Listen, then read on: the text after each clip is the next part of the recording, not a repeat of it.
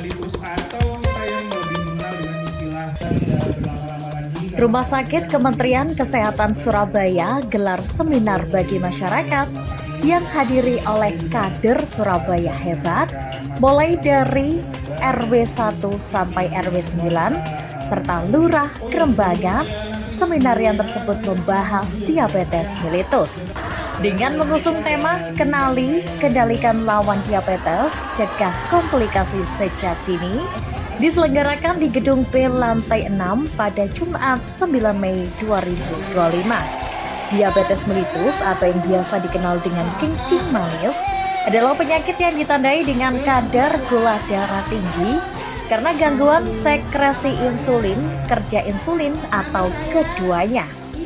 Insulin merupakan hormon yang memasukkan gula di peredaran darah sehingga gula masuk ke dalam sel dan dipakai sebagai sumber energi. Saat ini penderita diabetes mellitus di dunia mencapai 537 juta jiwa. Pola hidup dan pola makan yang tidak seimbang menjadi salah satu penyebab diabetes mellitus tersebut. Arif Lukman Hakim, dokter spesialis penyakit dalam yang bertugas di Rumah Sakit Kemenkes Surabaya, menuturkan kendala yang dialami selama ini ialah masyarakat selama ini kurang memahami gejala diabetes dan datang ketika telah mengalami komplikasi, sehingga diharapkan dengan adanya seminar ini, masyarakat dapat semakin awam untuk mendeteksi kencing manis. Jadi memang kesulitannya terutama di pengetahuan masyarakat ya. Jadi masyarakat banyak yang masih belum waspada terhadap kencing manis, diabetes, ya masih belum banyak mengetahui gejala awalnya. Seringkali datang ke kami tenaga medis itu sudah dalam kondisi yang terlambat dengan komplikasi yang sudah berat. Ya, jadi harapannya dengan salah satu program ini tadi kita melakukan promosi kesehatan dengan targetnya adalah masyarakat awam, tujuannya untuk meningkatkan kewaspadaan agar mereka bisa semakin awal mendeteksi, semakin awal mengenali gejala kencing manis dan bisa kita lakukan intervensi sejak awal.